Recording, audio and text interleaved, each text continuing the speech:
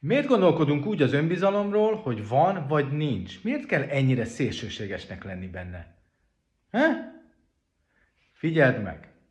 Amiben van tapasztalatod, jártasságod, gyakorlatod, ismered, sőt, tanítani tudnád, vajon van benne önbizalmad? Van! És van olyan életterületed, amiben nem vagy jártas.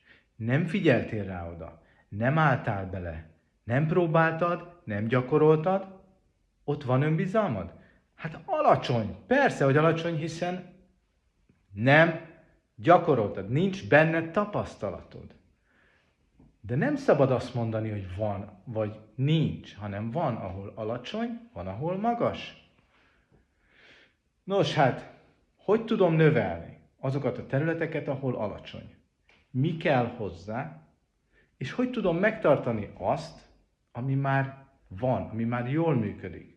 Nos, ezekről lesz szó live-on, december 18-án. Gyere, kattints, gondolkozunk együtt, és figyeld meg, 1 óra után, amikor fölkelsz az asztaltól,